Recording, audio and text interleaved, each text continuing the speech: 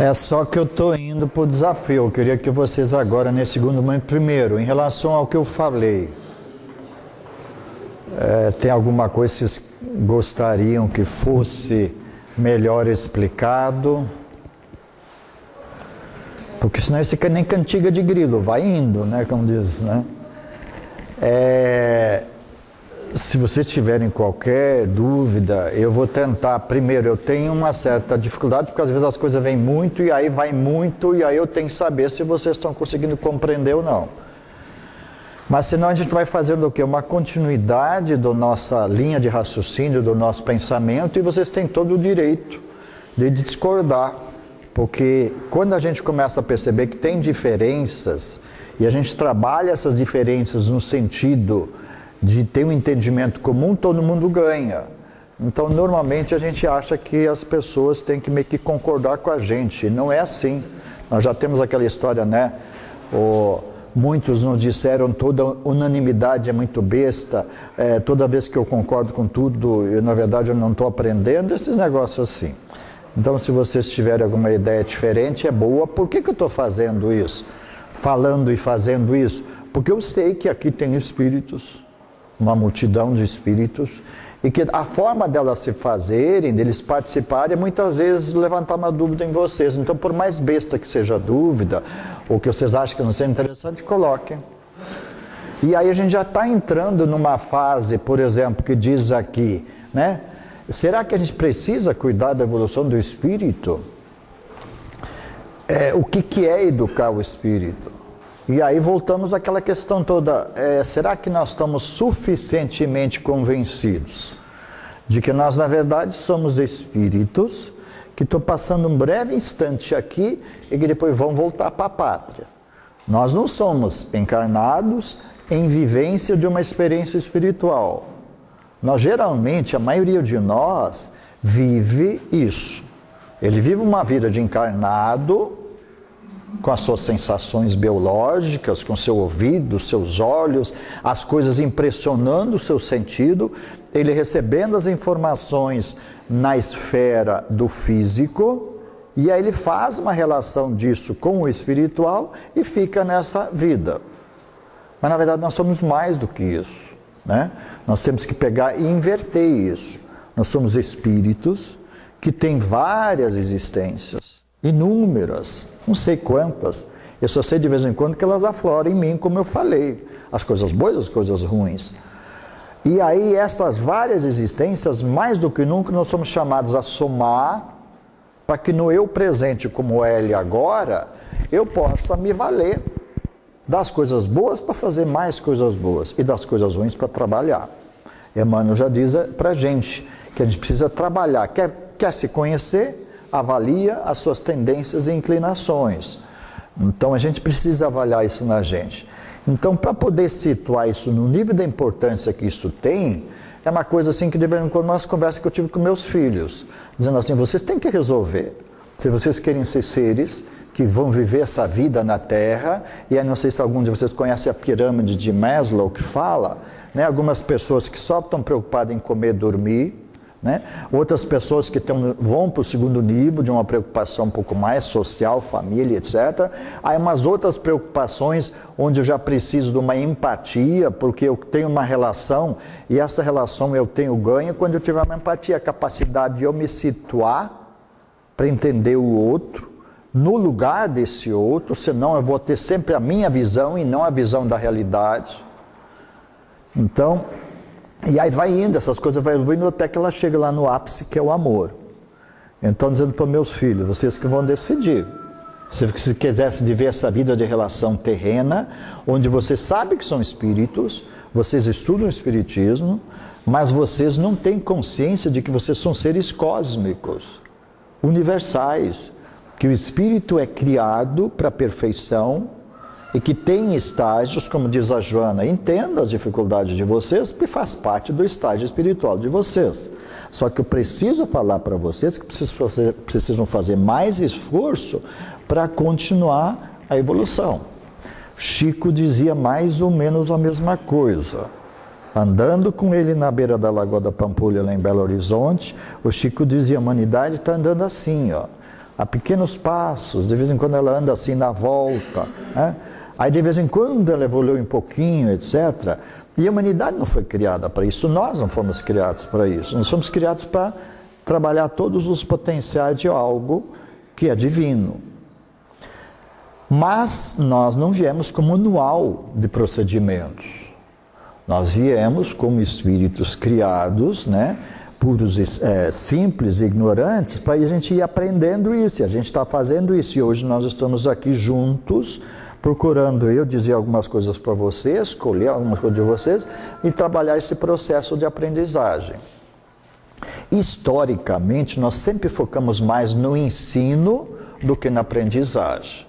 Sempre se focou mais em eu estar aqui, fazer uma boa palestra, do que na compreensão de vocês disso. E esse é o problema das escolas, esse é o problema, né, que muitas vezes a gente desfoca. E hoje, sabendo disso tudo, mesmo as filosofias terrenas, os métodos terrenos, eles se voltam para a aprendizagem e não para o ensino. Não desconsideram o ensino. O ensino é importantíssimo, tem que lançar a mão de uma série de coisas. Mas nós vivemos uma fase assim, né? Tem algumas situações de escola que o cara tem que botar um negóciozinho aqui, dar uma de palhaça assim, para conseguir até passar algumas coisas. Nós vivemos um momento assim delicado da humanidade e a gente entende isso, que isso é uma encruzilhada. É nós que vamos decidir. Então, por exemplo, a gente pode ficar aqui se queixando de tudo, dessa coisa do governo, etc. Ou a gente pode se situar como espírito que está passando breves instantes aqui, vivendo uma existência espiritual, uma experiência espiritual, trabalhando o seu espírito neste contexto e dentro dele se afirmando. Então, por exemplo, diz assim, quanto mais se fazem coisas imorais, amorais, quanto mais se tem falhas fora, mais eu tenho chance de eu me posicionar e fazer uma coisa diferente. Então, a humanidade hoje, pelos vários caminhos, ela sabe que ela precisa de posições, precisa de sinais deste modelo mais perfeito que é o Cristo entre nós. Então vem essa questão, o que é educar o espírito? Por que é importante educar o espírito? Porque o processo de aprendizagem que eu for fazer agora, a nossa conversa agora, ela não está limitada na Maria, no João de agora. Ela deve ser um processo que fala para o indivíduo espírito. E aí, não sei se vocês já pararam para ver, vão lá no Evangelho e ver aquela situação do Cristo, quando o Cristo falou, não vim trazer a paz, mas vim trazer a divisão, a espada, blá, blá, blá, blá. Ele disse isso num contexto que ele estava com os discípulos, né, num determinado ambiente, e aí esses discípulos estavam em relação com a multidão, e a multidão fazendo o que nós estamos falando, reclamando, falando disso, falando daquilo, aquele troço todo, aquele negócio, dando aquela confusão, aquele blá, blá, blá, e o Cristo só observando. Aí viu que os discípulos dele, ao invés de eles meio que ficar com ele, os discípulos se aproximaram, entraram no converser da multidão, e daqui a pouco eles estavam iguais à multidão. Aí o Cristo aí o Cristo vai, se aproxima e fala para a multidão isso, não vim trazer a paz, aquela coisa toda. Aí ele chama os discípulos para o lado e falou assim, a multidão está certo que ela faça isso, vocês não, você tem que parar para pensar. E aí ele disse o que eu estou dizendo, ele disse assim, olha, vocês estão sendo, não falou hipócritas, não sei exatamente a palavra que ele usou, mas ele falou o seguinte, vocês estão sendo incoerentes, porque vocês sabem que são eternos, mas vocês não estão fazendo coisa agora aqui e vivendo como se fossem eternos. Aí parou um outro, começou a se olhar, aquele cochicho um para o outro, porque eles eram todos diferentes, e eles compreenderam o que eles estavam fazendo ali era uma oportunidade de aprendizagem para os espíritos. Quando eu penso nas minhas dificuldades, quando eu diluo isso ao longo de existências e fico projetando que eu ainda vou ter muitas, essas dificuldades ficam menores, fica mais fácil para mim vencer, para mim resolver. Quando eu penso nas potencialidades que eu tenho, no que eu já consigo fazer, eu também vejo e tenho a confirmação dessas várias existências vividas. Então a questão é isso, como a educação do espírito influencia na evolução do ser humano? A ciência terrena sabe, A medicina sabe da existência do espírito, a grande dificuldade é admitir isso. Eu, sou de descendência europeia e tenho um parentesco com o ex-papa, com Ratzinger. E numa dessas situações, surgiram as missões no Brasil, blá, blá, blá, fui eu lá para o Vaticano. A FEB pediu para mim ir, aquela coisa toda, em função disso, falo alemão, aqueles negócios todos. E eu falando com o Ratzinger sobre isso, e o Ratzinger perguntando assim, vem cá, a igreja tem consciência? Na época estava a discussão a questão do uso da camisinha, dos anticoncepcionais, da reencarnação, e aí ele falando para mim assim, nós sabemos disso. Todo mundo sabe aqui no Vaticano disso. Só que o problema não sou eu, o problema são eles. E ele estava falando dos cardeais.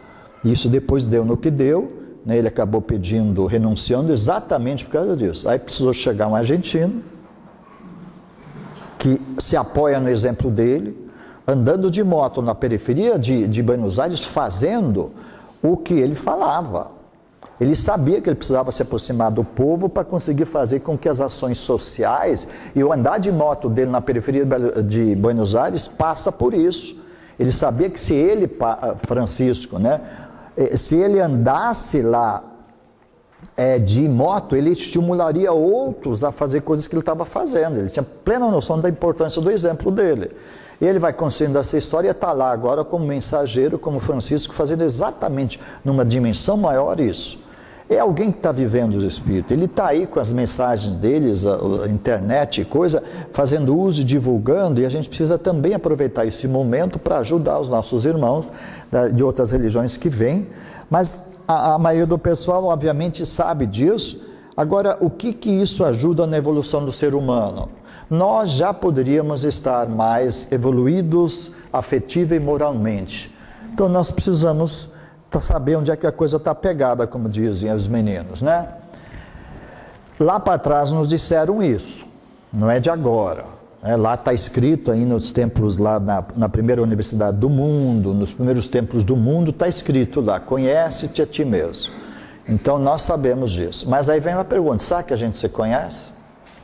Aí tem uma lição de Estevão, que é muito bonita. Estevão, aquele espírito que nunca fazia assim, não fazia questão dele estar lá na primeira fila. Era alguém que sustentava. Estevão é um espírito que teve a importância, que quem lê Paulo Estevão, quem vê toda a história de Paulo, percebe o quanto que Estevão foi decisivo para que Saulo virasse Paulo. Todo aquele momento, toda aquela fase, toda aquela história toda, quem é Estevão? Estevão está nos centros de estudo, centros de ensino do mundo hoje, como espírito que tem essa responsabilidade com o Cristo de ajudar a evolução da educação pelo mundo. E por essa relação, a gente tem uma relação maior com ele, para a gente estar envolvido no mesmo processo, e ele assumiu uma coisa agora chamada Nova Jerusalém, que é um plano espiritual, a edificação de um plano onde os apóstolos estão trabalhando, onde o Cristo está diretamente, sob a intervenção de Estevão que está coordenando, ajudando a fazer com que as ciências da Terra, a arte da Terra, a filosofia da Terra seja lá trabalhada, melhorada, e os seus emissários reencarnem entre a gente e ajudem a gente a fazer essa evolução que a gente precisa. Começou no passado, 18 de abril, a funcionar a Nova Jerusalém, que é o quê? Que é um plano onde os apóstolos seguem trabalhando, aliás, os discípulos estão lá trabalhando, cuidando cada um da sua área, com quem tem mais afinidade, sob a coordenação de Estevão, sob a coordenação do Cristo. Por que eu trago essa notícia? Para a gente tentar se convencer que as coisas estão funcionando.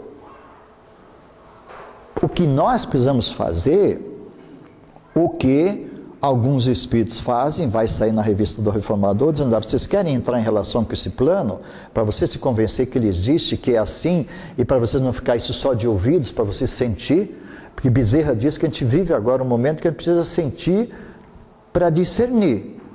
Não pode mais continuar assim, andando, Maria vai com as outras. Nós precisamos assumir, e temos essa belíssima oportunidade então de aferir, conhecer-nos, saber quem nós somos, avaliar o nosso sentir, para daí agir, e agir melhor. Quem nos representa, Federação Espírita Brasileira, Movimento Espírita Brasileiro, lá na Nova Jerusalém, é um espírito chamado Celina. Alguém se lembra de quem é Celina? É aquele espírito que André Luiz relata, que quando tinha uma situação difícil, ela não ficava no blá blá blá, ela parava para fazer uma oração e resolvia situações que até então não estavam sendo resolvidas. Era um espírito que conseguia uma relação com Deus, enquanto que outros ficavam com as palavras. E a Celina é a mensageira intermediária em quem nos traz as notícias de lá. E aí sugiro que a gente leia quem é Celina nos relatos de André Luiz, para tentar entender por que não foi um ou outro e foi ela. Para tentar entender que nós vivemos um período onde aquele espírito, quando vê lá as roças queimando, as coisas ainda na encarnação de Gesiel, e o pai doido, e a mãe assim, aí vai, o que ele faz? Ele faz uma oração para aquele fogo físico que estava queimando lá o pasto, as coisas, não atingisse uma dimensão maior e incendiasse até uma ira daquele povo judeu com os demais. Então são estes mesmos espíritos que continuam no comando das coisas. Onde é que nós estávamos na época? Um exercício que eu faço seguidamente é este. Onde é que eu estava quando da crucificação do Cristo?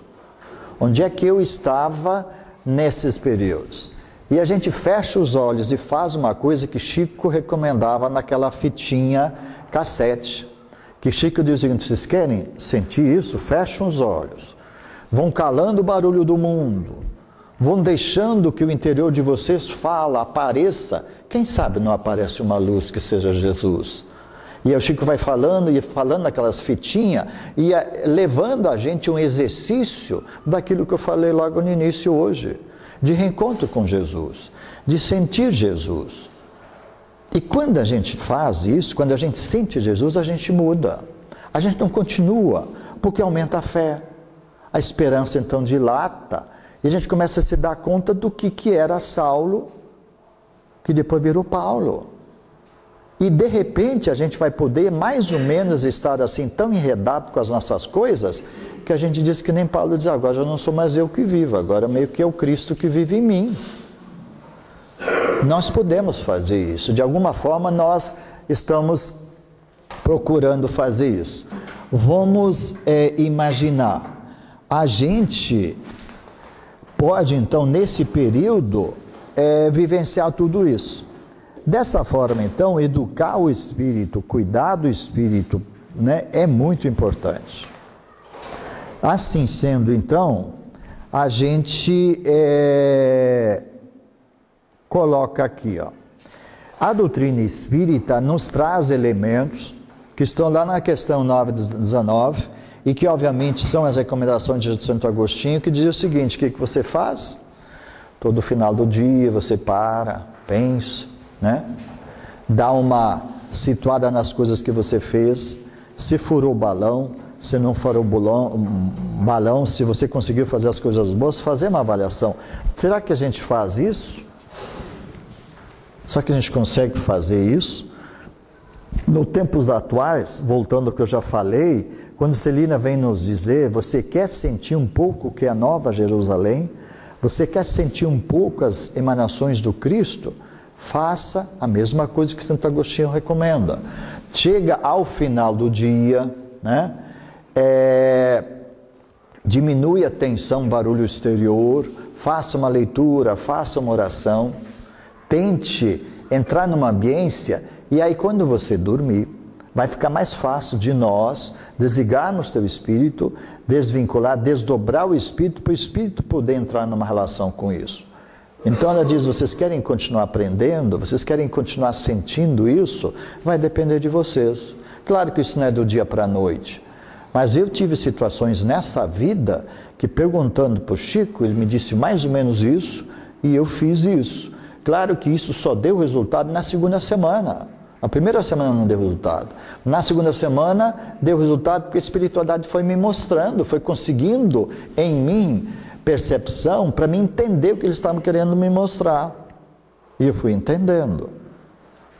Aí nessa hora, gente, a gente pode e deve procurar então entender e ver se a gente faz o que nem diz Santo Agostinho. Aí algumas situações que ajudam, porque nós estamos continuando nessa questão de a gente trazer algumas experiências, e vocês também podem interromper e trazer. Uma vez passei um período trabalhando na União Espírita Mineira, foi o período que a gente conheceu o Chico, aquela coisa toda, na década de 90. E aí, uma das vezes descendo a escadaria, tinha falado muito sobre coisas lá, e o médico que estava caminhando do lado, de repente o Espírito veio e falou: olha, vocês têm que ter cuidado, estão saindo de uma reunião, passaram a manhã toda falando, agora vocês estão saindo para a rua, estão saindo para a via pública. Na verdade, o que vocês fizeram aqui foi muito importante. Agora começa a prova. Aqui, lá de fora, a multidão vai acompanhar vocês. E aí vai ver se vocês fazem o que vocês falaram ou não. E o que acontece com a maioria de nós? Está lá escrito, irmão, André Luiz fala, a gente se esquece muito rapidamente. E aí um exercício para cada um de vocês. Por exemplo, se a gente acorda de manhã, teve uma boa companhia espiritual, Celina ajudou a gente, entrou numa relação, acorda assim na boa. Acorda verdadeiramente se sentindo bem como filho de Deus, com as esperanças renovadas, com uma fé fortalecida, a gente começa o dia. Até que horas do dia a gente aguenta essa vibração?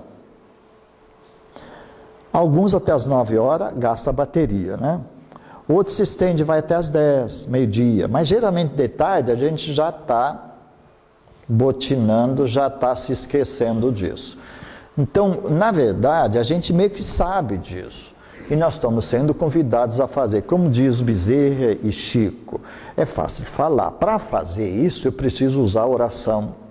Eu preciso, quando eu sinto que eu estou perdendo isso, eu me reconecto. Eu procuro uma emanação, um pensamento para poder manter esse plano de vibração. E, obviamente, eu não deixo de fazer o bem. Eu me mantenho fazendo o bem, não importa se eu estou trabalhando, se eu estou... Enfim, o que eu estiver fazendo, o que eu faço bem. Só que aí uns 2 anos para cá, os Espíritos têm chamado a atenção. O bem que eu estou falando não é o teu bem, é o bem da humanidade, é o bem da coletividade, é o bem dos seres com os quais você está em interação.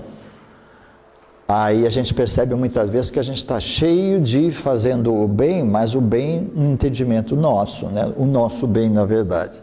Bom, são exercícios para a gente poder fazer o quê? De uma certa forma, uma vivência, fazer com que os nossos diálogos sejam mais proveitosos, que a gente gaste mais energias com coisas boas e menos com coisas ruins. Então, por exemplo, algumas recomendações. Talvez alguém conhece aqui o Rubens Alves, O Rubens foi uma pessoa que marcou, ele não precisou ser espírita para marcar, embora ele muitas vezes fosse mais espírita que muitos espíritas. Mas ele dizia assim, engraçado, as pessoas ficam todo mundo querendo fazer curso de oratório para falar bem, para se mostrar. E ninguém faz curso de escutatória, para a gente parar e ouvir.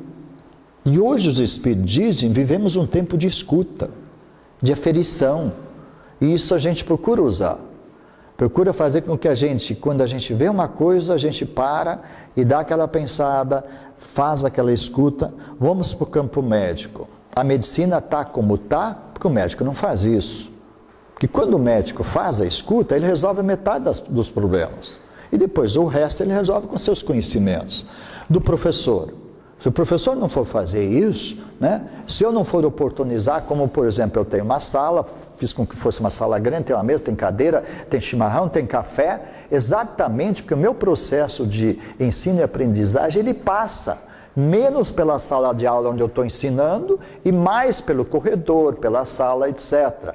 Porque os nossos problemas não são de sala de aula, os nossos problemas não são da técnica das coisas, os nossos problemas são de convivência.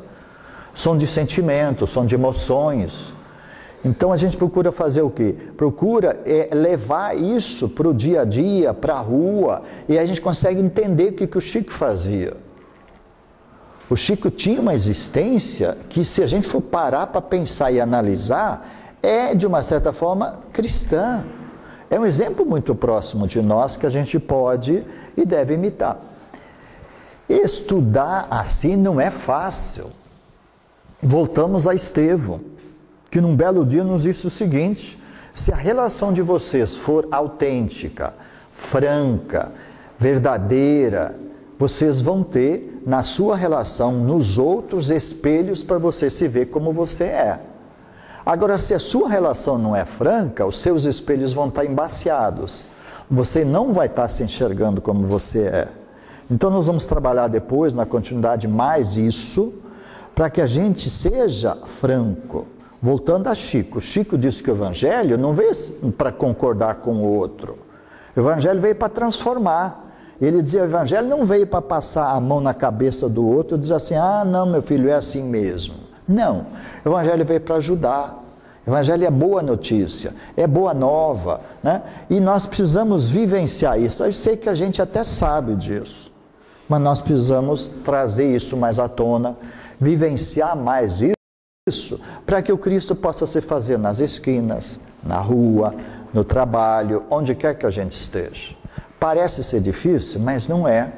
É uma questão de compromisso nosso com o Cristo, já não é mais com ninguém, é com o próprio Cristo. E aí nós vivemos uma fase, que eu também devo dizer a vocês, que as mensagens têm nos convencido, onde nós temos os nossos problemas chamados pessoais, nós temos as nossas dificuldades, nós temos os nossos inimigos, irmãos de outras encarnações, e mais os adversários do Cristo. Porque se a nossa relação é com Cristo, se eu procuro vivenciar mais o Cristo, eu entro em relação com aqueles que são historicamente adversários do Cristo. Quem são aqueles? Aqueles que sabem de tudo que eu estou falando, mas eles não estão nem aí, o negócio deles é outro. Aqueles cheios de sabedoria, aquela coisa toda, que são, né, que usam diferentes mecanismos. Por exemplo, o que eu estou querendo dizer? Que hoje nós temos que nos cuidar das novidades. Que a tendência das novidades é nos trazer exatamente falsos profetas, falsos conhecimentos, e nos tirar da essência do simples, que muitas vezes aqui se fazem, em outros ambientes não se fazem, e eu preciso fortalecer isso. Então, esses tempos próximos, nós vamos ter essa relação. Se eu tiver espelhos na forma de familiares, se a minha relação é boa, e eles não me faltam com a verdade, é mais fácil eu me conhecer. Mas como é que isso está? No nosso relacionamento social, familiar, no nosso relacionamento de trabalho, será que as pessoas são educadas, polidas, concordinas, ou será que elas falam aquilo que eu preciso ouvir? Entra Emmanuel. Emmanuel dizia e diz, né, que a gente a gente está numa fase onde a educação da Terra vai ensinando a gente a ser polido. A gente é um vulcão, tem vontade de dizer as coisas para os outros, mas está educado e não diz. Ou às vezes não tem muito jeito, aquela coisa toda. Então o que vai acontecer? Como diz Emmanuel, a educação começa a dar uma polidez social para vocês e vocês muitas vezes faltam com a verdade. Claro que eu não posso chegar aqui e botar o dedo na cara e dizer, não, você é isso assado. Não. Mas como diz Emmanuel, tem uma mensagem de Emmanuel chamada A Equipe, onde ele diz isso. Você tem que ficar de olho, esperando o momento, e na hora, com proveito, você fala para o irmão, mas não falte com a verdade. Então, se a nossa relação familiar, né, for uma relação clara, a gente vai estar construindo isso. E eu sei quem eu sou. Eu vou me descobrindo, eu vou me conhecendo. Mas se eu não tenho isso, eu estou no sal, como diz os meninos, né? Eu estou meio enredado. Então, cada um de nós precisa fazer uma reflexão. Será que na relação que eu tenho com os que estão comigo, convivendo nessa existência, eu tenho transparência, eu tenho sinceridade, autenticidade, etc. Hoje eu falo isso porque uns 12 anos atrás os espíritos chegaram na FEB e eles fizeram assim, tem uma dinâmica que talvez alguns conhecem, que chama carícias. E é uma dinâmica onde a gente pega lá umas tirinhas de papel e bota o que a gente acha dos outros, né, e coloca lá virtudes, valores, aquele trem todo, e depois fica pegando aquele negóciozinho, saindo para as pessoas pegarem uma tirinha e tentar pensar se elas têm aquilo que está escrito na tirinha, e tentar identificar indivíduos que estão assim. E a gente notou na fé, porque os espíritos estavam fazendo muito essa dinâmica, estavam induzindo muito aquela coisa toda, até que Estevão chegou e falou, por que eu estou falando isso? Porque vocês não conseguem ser sinceros uns com os outros. Está faltando sinceridade. Gente, pesou. E a gente percebeu mesmo que aquele olho no olho, aquela relação mais franca, mais íntima, que a mediação dialógica vai procurar restabelecer, ela estava deixando de existir. Por quê? Porque a relação estava meio que matando isso. Eu sei que no interior aqui do Rio, no interior de Minas, no interior de tantas partes bonitas desse Brasil, isso continua acontecendo. Mas nós temos uma série de outras situações onde isso se perdeu e isso precisa ser recuperado. Ok? Então não é muito fácil a gente se estudar, a gente se conhecer, a gente se avaliar. A gente deveria estar fazendo isso a cada hora, instante, mas tem cada um de nós, né? Como Paulo já falava naquela época, a gente tem que ter cuidado, porque quando a gente vai pensar no porquê que a gente não faz, a gente é tão inteligente, fica inventando desculpa para a gente mesmo, né? Paulo usava lá, cuidado, já tendes uma inteligência capaz de procurar as desculpas para você continuar sendo como você é. Então, pensando sobre isso, conhecimento, conhecer das coisas, porque é muito mais fácil eu evoluir se eu sei como, porquê, etc. Se eu tenho uma base de convencimento. Então a gente pode olhar para trás, olhar no presente tudo que a gente tem de conhecimento e ver para que isso serve. Com certeza é a chave que abre o progresso individual e aperfeiçoamento moral. Agora, de que conhecimento que eu estou falando? Porque às vezes que eu deixei aqueles 3 pontinhos lá. Porque se for pensar do conhecimento tecnológico, nós vamos bem, muito obrigado. Agora, o herdeiro da Samsung foi preso ontem de novo, né? Então nós estamos com a maior empresa tecnológica do mundo, com o seu cara na cadeia. Aí, não, vai despencar as ações da Samsung, não sei o que lá, aconteceu uma mexidinha pequenininha, por quê? Porque o pessoal já sabia, a população já sabia, ele já estava numa espécie de liberdade condicional. Por quê? Porque ele fez corrupção, suborno, etc.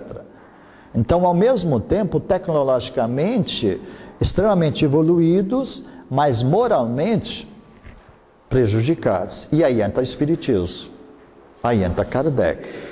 A doutrina espírita, mais do que como outra qualquer, ela vai nos buscando, mostrando que é a doutrina espírita, revivendo o Evangelho, vai conseguir ajudar essa chamada transformação moral. É preciso conhecer e fazer, né? Paulo já dizia, eu preciso da ciência e preciso da ação.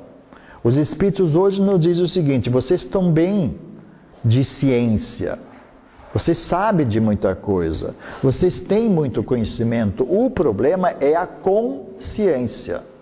O problema é a gente assumir a responsabilidade, trazer para a gente da gente e dizer, deixa comigo. Porque não foi isso que Paulo fez para o Cristo? Naquela situação, ele podia ter falado qualquer outra coisa. Quando ele sentiu a grandeza do momento, ele perguntou, Cristo, o que queres que eu faça? Então a gente diz o seguinte, cada um de nós tem as estradas de Damasco em suas vidas. Cada um de nós temos um encontro com o Cristo, como Saulo o teve, né? Então a gente pensar o que a gente faz. A gente deixa para amanhã, a gente consegue ter noção da importância da pergunta, Senhor, o que queres que eu faça? E aí, tanto isso é verdade, que vocês voltando para a febre, vocês vão ver que tem uma série de cartazes que envolve evangelização infantil, que ela, um tempo atrás, ela pegou isso, um ano passado, 2 anos atrás, ela exatamente jogou aí o foco. Cristo, o que queres que eu faça? Né? Essas coisas para fazer a meninada refletir, porque é uma questão de opção. Pelo que a gente já falou hoje, no mundo de relação que nós vivemos, eu preciso optar. Aliás, eu estou optando a toda hora. É uma questão de opção por isso, né? Do conhecer e fazer.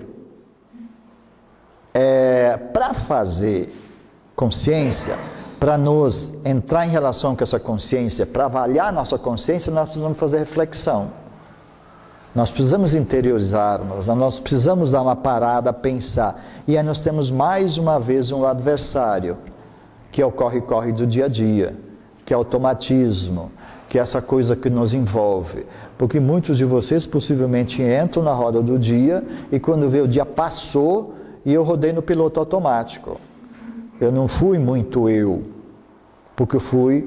Então, é aquela questão de tomada de posição, conhecimento sem ação, conhecimento sem fazer, conhecimento sem conseguir melhorar, é em vão. Isso Emmanuel que nos diz. Ação sem conhecimento, estou fazendo as coisas e não sei o que eu estou fazendo, e aí entra o Chico dizendo que nós somos muito Maria vai com as outras, né? Os outros estão andando e aí estou andando. Por que está andando para lá? Não sei, povo, está andando para lá.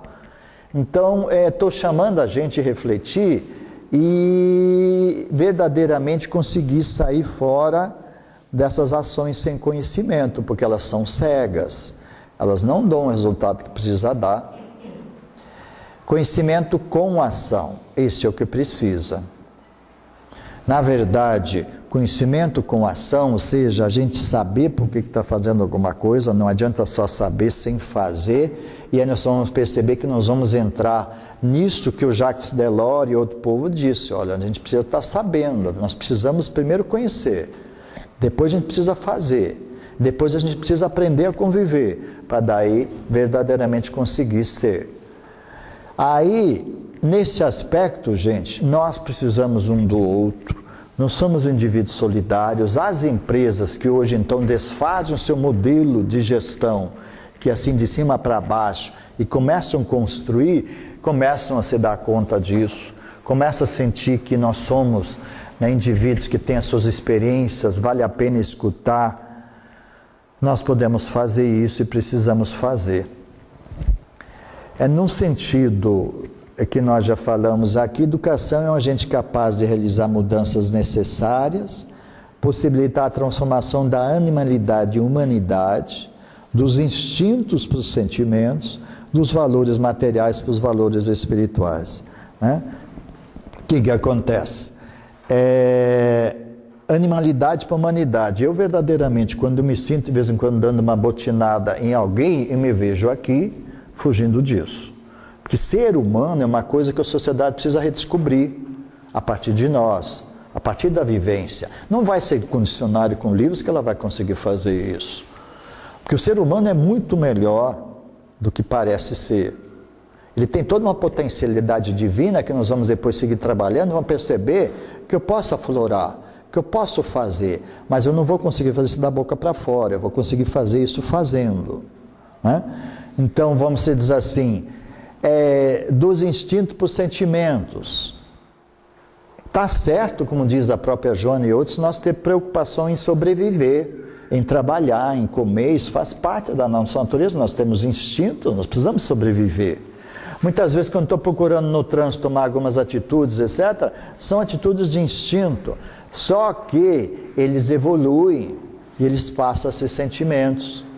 Dos valores materiais e espirituais eu consigo entender Bezerra de Menezes, quando há uns 20 anos atrás eu não estava bem convencido que o materialismo era um grande adversário do espiritismo.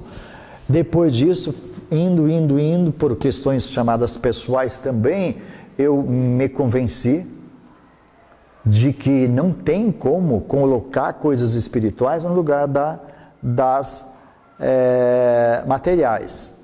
E a Joana de Ângeles tem um desenho muito interessante que vocês vão ver. Ela pega um quadradinho assim, ó, e coloca aqui material e coloca espiritual, e faz uma linha. E dizendo assim, ó, essa linha, para mim evoluir, vamos dizer assim, espiritualmente, eu preciso diminuir a questão material. Não existe como conciliar Deus com mamão. Experiência pessoal. Eu já fui empresário, eu já fui funcionário público, já fiz um monte de coisas, mas tive que fazer minhas opções. Porque aprendi com o Chico a fazer opção. E é eu que tenho que fazer opção, não são os outros. Eu, quando muito, posso me valer das circunstâncias chamadas externas que me sinalizam. Mas eu preciso fazer opção, porque eu não consigo colocar aspectos materiais no lugar dos espirituais. E aí entra Paulo, na sua sabedoria, dizendo, é preciso construir e edificar o homem novo. O homem onde as coisas espirituais vão se sobrepor ao material. Não é que eu devo ser descuidado, desleixado, né, das coisas materiais. Não, não é isso. Mas eu devo, sobre isso, colocar as minhas preocupações espirituais. Então eu fico brincando com uns e outros, digo assim, eu já estou mais perto do plano espiritual do que continuar aqui. Então já estou preocupado com o que eu estou botando na malinha, que eu vou levar quando eu for passar. E tadinha da malinha, né? Está bastante vazia ainda, porque eu preciso pensar, eu que tenho que pensar, eu que tenho que botar as coisas na malinha. E eu estou lá, tem um bocado de coisa que ainda me envolve, me preocupa e gasto energia que eu não vou levar na mala. E aí? Eu tenho que ir diminuindo a importância disso para fazer com que os aspectos espirituais se façam. Kardec fala sobre a questão da educação dos sentimentos, de a gente sair da animalidade, e aí nós vamos depois trabalhar um pouco mais isso, porque não é fácil. Nós primeiro precisamos ser convencidos de que nós precisamos fazer isso.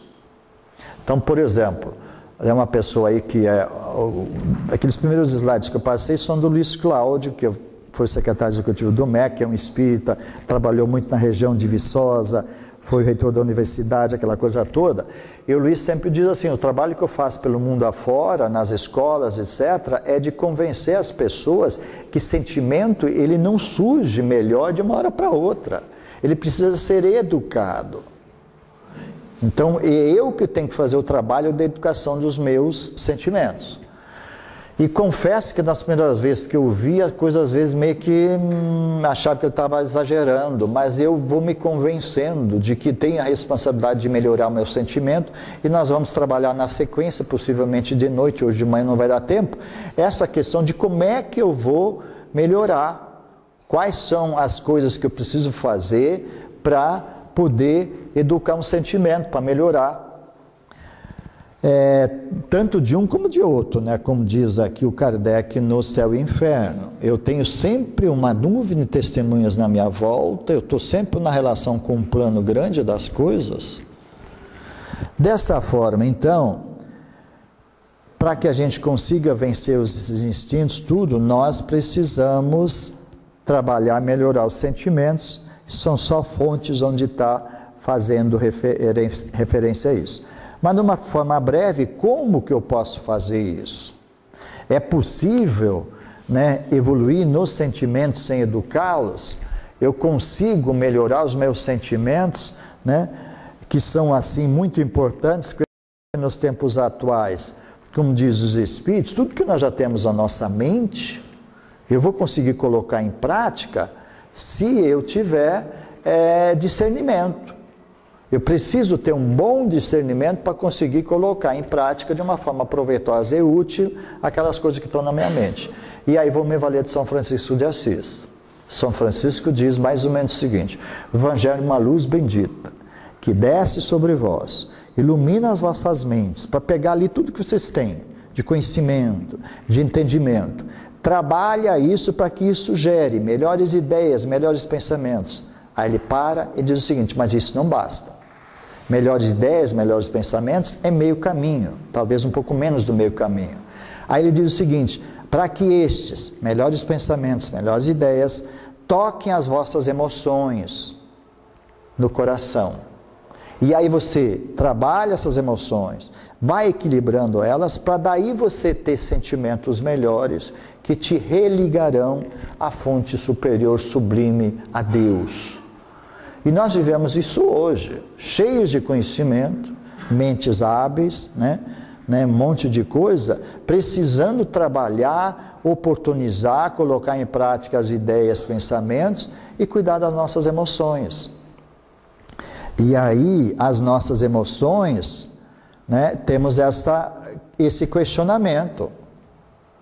Nós temos elementos que vão nos mostrar que eu não consigo trabalhar bem isso se eu não cuidar disso. E aqui nós temos um problema. O que a Organização Mundial da Saúde diz? Que a maioria de nós estamos doentes, porque 84% da população do mundo tem problemas aqui. E aí ela não vai conseguir ser melhor aqui, porque depende disso. Então, ou seja, cada um de nós tem que segurar seu facho mesmo. Cada um de nós tem que conversar consigo. Tem que resolver, tem que interiorizar, fazer uso de tudo que for possível, que seja do contato com a natureza, que seja abraçar uma árvore, que seja sei lá o quê, para ele dominar e controlar suas emoções. E aí eu sei que eu vivi lá para trás no tempo do Kardec, que era normal abraçar árvores, hoje o povo acha meio doido, mas se eu preciso da relação com energia, se eu preciso, como diz Bezerra, a natureza ela não erra, a natureza é equilibrada. As energias vegetais muitas vezes são muito mais equilibradas que a nossa. Então quando eu abraço uma árvore, eu sou inundado por uma energia que vai me ajudar na harmonização, na estabilização. Então a gente diz o seguinte, muitos de nós sabemos que isso, porque está praticando, está fazendo isso, é fazer com que a gente consiga controlar isso. E nós temos emoção descontrolada, né? Estamos chutando o balde aí, e nós não vamos conseguir melhorar isso que nos liga, que nos conecta com a espiritualidade superior. Muitos ainda estão aqui, come e dorme, não está aí. É uma pedra que ainda não rolou, ainda está bem quadradinha, não sai do lugar, precisa de uma bomba para sair do lugar. Então, como diz Vladimir, não adianta se desenganar, a humanidade ainda vai ser alcançada por situações que vão fazer esses indivíduos acordar para que eles também caminhem. Vocês sabem disso, nós temos, e aí como diz o Bezerra, nós esperamos que a gente não precise dos cataclismas, nós não precisamos dos desastres para fazer isso, vai depender de vocês. Então, infelizmente, a gente sabe, o Chico dizia o seguinte, como é que você quer que você anda todo mundo bonitinho hoje, se até ontem o pessoal gritava e atirava pedra? Então é uma coisa lógica, né? O próprio Chico dizia assim, olha, não adianta a gente se enganar, a gente tem que tentar ser o mais manso possível mesmo para fazer com que essa mansidão inunde os outros, para acabar com essas chamadas guerras íntimas, aflições, nessas convulsões, conflitos que se fazem no mundo interior dos espíritos, encarnados e desencarnados. Nesse sentido, então, é possível educar sentimentos com emoções desequilibradas? Pelo que a ciência mostra, não. Aí eu posso fazer 1000 exames de sangue, e os exames de sangue vão me mostrar isso. Que os meus hormônios não estão equilibrados, que eu não tenho lá uma situação, e aí me fez lembrar, né, se alguém é dessa área, de uma coisa chamada endorfina, que é um hormônio que nós liberamos que nos faz estar em bem-estar. E Deus é tão bom com a gente, que Ele dotou a gente de uma máquina, glândulas, que elas produzem endorfina. E aí a gente decide se essa endorfina vai ser boa ou vai ser ruim. Porque essa endorfina começa a ser produzida nas primeiras instantes do dia, e essa endorfina ela vai podendo ser transformada em alfa-endorfina ou beta-endorfina. A beta-endorfina é a boazinha, que a gente libera quando faz coisas boas, dança, faz exercício físico, enfim. Ela que nos deixa aquele estado meio de êxtase, ela é meio anestesiante, aquela coisa toda, e a gente vai estar de bem. Mas se eu não tiver cuidado, começar a olhar o mundo de manhã, como diz Emmanuel, e não estou de bem com a vida, se pudesse pintar o céu de preto, o que vai acontecer? Essa endorfina vai descendo, em vez dela ser transformada em beta-endorfina, ela vai ser transformada em alfa-endorfina. E a alfa é prima ruim. A alfa dá dor, a alfa deixa aborrecido, a alfa deixa a gente endurecido, embotado de mente, mas é a gente que decide. Nós precisamos ser convencidos que é assim. O que acontece? Tem toda uma indústria farmacêutica que não vai dizer isso. Ela vai querer vender boa endorfina para vocês, fazer um monte de coisa. Mas nós precisamos nos convencer disso, que nós temos em nós um laboratório que pode fazer isso. Gente, experimentem. Eu trabalho em universidades, treino isso com os meninos que estão preocupados porque a aflição deles, todo dia tem que ter um celular diferente e blá, blá, blá. Eu falei, gente, vocês não vão ser felizes assim. E é claro que eles vão dando conta que eles não conseguem a felicidade desse jeito. Mas como é que eu consigo? Tenta olhar o mundo de outro lado. Tenta olhar o mundo de outro jeito. Tenta trabalhar. Tenta ser positivo. Tenta entender que Deus está cuidando de você. Independente de ser religião. Porque tem muitos que você fala de Jesus, eu não gosto. Mas Deus, todo mundo sabe que tem um pai. Todo mundo sabe que tem uma energia, tem uma coisa maior que nos criou, que cuida de nós. Teria criado para quê? Para deixar solto por aí? Feito abóbora que vai crescendo em pé? Não. Então o que acontece? Os meninos precisam muito da gente, mas eles precisam de coisas vivenciadas. E aí nós temos um grande desafio. Muitos de nós sabemos, queremos ser melhores aqui, mas a gente tem dificuldades aqui, que não é fácil, e às vezes a gente ainda é pedra feita que precisa ser, né, jogada no rio para rolar, para ser lapidada pela própria existência e por aí vai. Aí nós já estamos entrando numa fase mais aplicada. Cada um de vocês já teve as experiências, já teve vivências, já teve várias vidas nessa encarnação e outras que, se vocês forem fazer um exercício, como diz o Chico, não precisa ser de regressão de memória. Basta você analisar o que você faz. Quando eu percebo que faço determinadas coisas, como por exemplo o que eu já falei, eu gosto de árvore, eu gosto de coisa, eu gosto de um monte de coisas, é claro que se eu for procurar em mim, eu sei que eu vivi um período onde isso era prática. Então não é preciso ninguém me dizer, né? Se bem que tem um livro chamado Nos Céus da Galha, não sei se alguém já leu, que quando a gente lê, a gente entra no período que Kardec viveu, que o Hippolyte viveu como Kardec, foi a encarnação entre os druidas e na Gália. Então, muitos de nós, possivelmente, que temos uma relação maior com a natureza, somos os espíritos que vêm desses períodos, que vêm dessas experiências chamadas vividas. Então, a gente fica pensando o seguinte, as experiências vivenciais, gente, está registrado na mente e tem reflexos no cérebro de vocês. Toda experiência fica registrada e passa a integrar um patrimônio inalienável do espírito. Está em vocês. E a gente precisa buscar. E aí, conhece-te a ti mesmo. Como diz Emmanuel, pare e te analisa. Pare e pense em você. Veja como você pensa, o que você faz, nas suas dificuldades.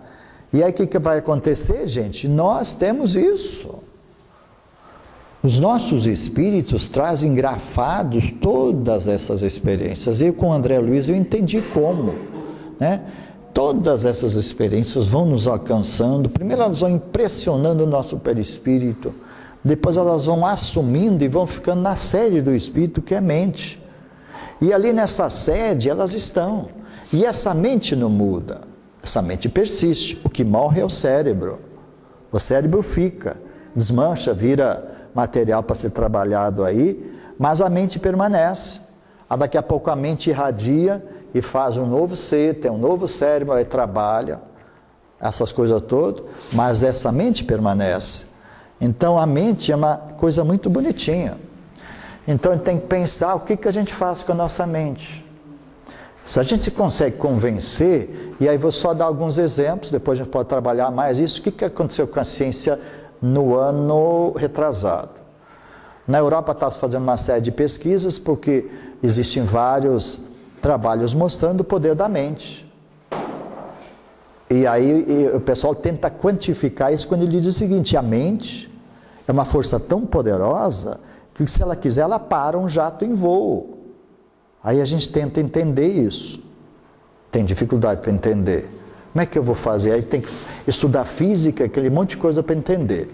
O que um grupo de pesquisadores fez no ano retrasado? Ela pegou um grupo de pessoas aleatórias, né, um grupão de pessoas, dividiu em 2 grupos. E botou um grupo para andar de bicicleta e um outro grupo separado, só para imaginar que estava andando de bicicleta. Você sabe qual é a diferença que deu? Aí a ciência ficou meio de boca aberta. Por que ela ficou de boca aberta? Porque não foi preciso andar de bicicleta, bastou imaginar que estava andando de bicicleta.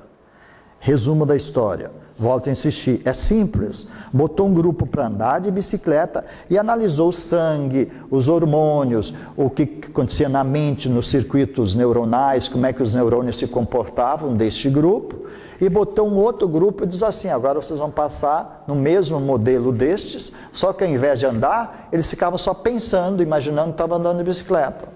A diferença entre os dados foi de 5% só. Aí a gente percebe que a nossa mente é poderosa. Porque não precisou andar de bicicleta. Bastou pensar que estava andando, imaginar, e aí o que aconteceu? Gente, fizeram 95% daquele povo que andou de bicicleta. Quando a gente para e tenta entender isso, a gente percebe que a gente tem um poder na mente. Assim como eu penso bem, eu penso mal. E na mesma proporção, né, o mal vai se fazer. Então eu preciso dar uma segurada. Mesmo que eu esteja com vontade de dar uma botinada em alguém, eu preciso me controlar.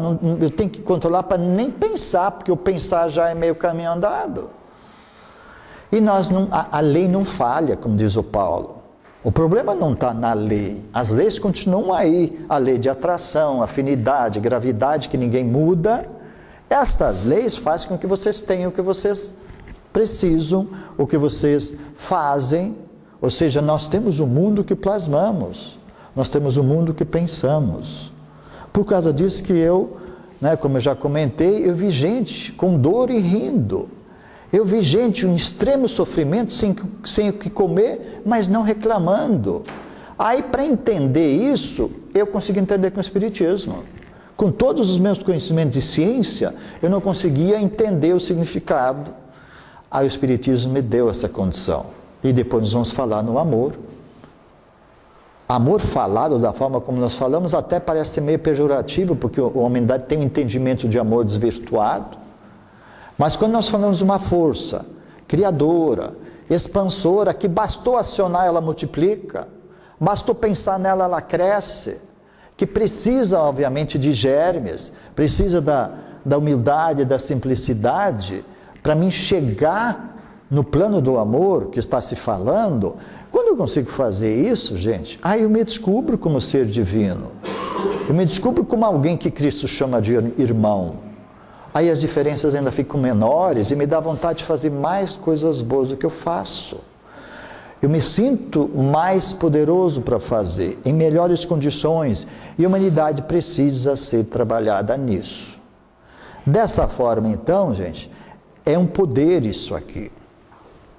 Se a ciência, não sei se alguém aqui do campo da ciência, antigamente a gente tinha essas coisas divididas, a gente sentia mais aqui tinha mais motricidade. Hoje não, o cérebro aí, porque o espírito vai evoluindo, o cérebro vai acompanhando, ele está cheio de regiões, tudo conectadinho, os nervinhos, a gente tem um circuito perfeito ali.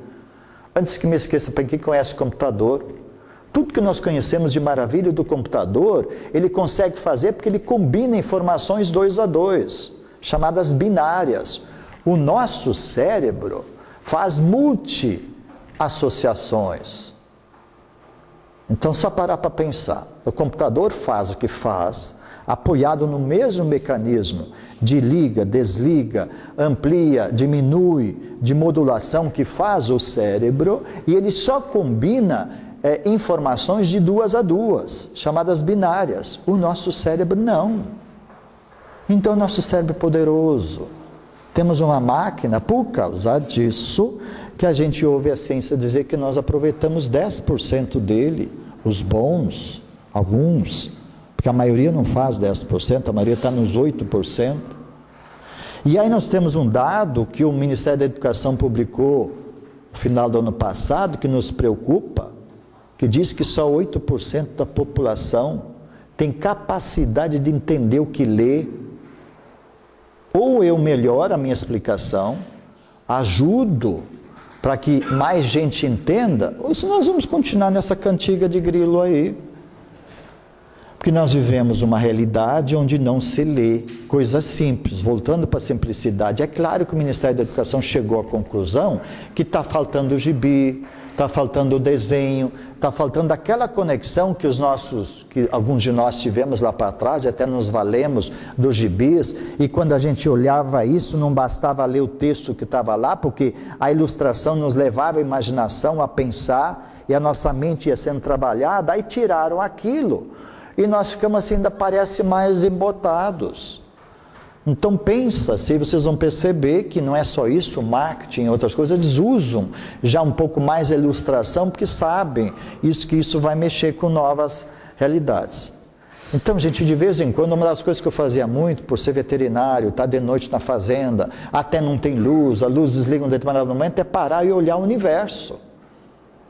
E aí, para mim falar, para mim descobrir que eu sou um ser cósmico, eu olhava aquele multidão de estrelas, mas eu não posso estar sozinho. Eu não estou isolado. Porque quem é que mantém essas estrelas? Quem mantém isso?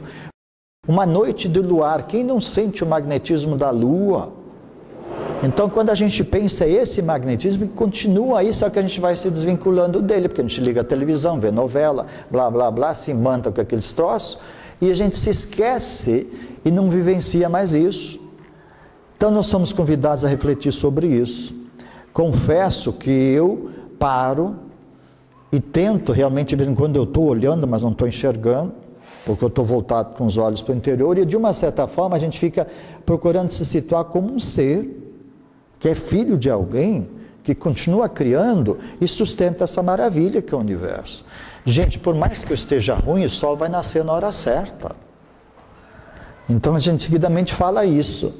De uma certa forma, as leis se cumprem, os espíritos estão aí, né? Nós temos os espíritos ajudando, fazendo tudo o que precisa ser feito. Aí os espíritos perguntavam para o Chico, espírito não, os encarnados perguntavam para o Chico, mas por que não faz chover então em determinada coisa? Né? Uma época que o Triângulo Mineiro passou por muita seca, aí dizendo assim, se pode em tanto, se os espíritos podem em tanto, se você tem uma relação tão... por que os espíritos não fazem? Aí, Chico naquela calma dele para, né? Aí Emmanuel chega, os outros chegam e falam, respondem para aquele povo, por que não pode? Porque, né, de uma certa forma, simplesmente, o que vocês estão fazendo com a mata? O que vocês estão fazendo com a natureza? O que vocês estão fazendo com aquilo que vocês plantam? O que vocês estão fazendo com o dinheiro que vocês ganham com tudo isso? Será que nós estamos ajudando, se a gente for fazer chover? Etc, etc, etc. E aí a história vai indo, isso está contado lá nos livrinhos do Chico, que é bom a gente pensar sobre isso de vez em quando. Psiquismo é produto das diversas etapas e aperfeiçoamento através dos tempos. A gente entender a nossa cabecinha às vezes complicada, o nosso psique, as nossas impressões, não é fácil.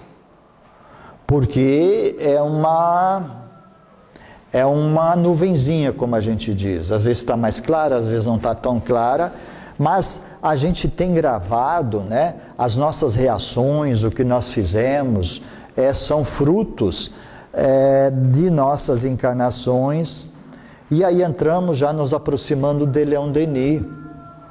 A maioria dos livros do Leon Denis, ele teve um papel importante junto com Kardec de tentar, de uma forma mais melodiosa, nos mostrar toda a nossa potencialidade. Então, por exemplo, eu me lembro que nessa encarnação eu tinha minhas dúvidas, depois que eu li o Depois da Morte, etc. Fui deixando o Leon Denis conversar comigo, fui deixando, sentindo isso, né? A gente foi conseguindo ampliar o entendimento de algumas coisas. E o Cristo, em vários momentos, ele fala que a vontade é uma alavanca poderosa que pode mudar todas as coisas. Não sei exatamente onde está no Evangelho, mas eu sei que está no Evangelho segundo o Espiritismo. É um texto do Cristo, está lá no início, acho que é na introdução, mas não sei em que parte, que é muito interessante, porque eu me lembro que quando eu li isso, fiquei pensando, mas então quer dizer que a responsabilidade é minha, porque a vontade é minha. A vontade não é dos outros. E aí me lembro, eu precisei pensar muito para me convencer de que a vontade realmente era poderosa, que tinha condições de, junto com uma razão que Kardec trabalha, né? Condições de explicar as coisas, e os sentimentos, que nós já falamos um pouco, poderão atuar em conjunto com a inteligência, coisa que nós já temos.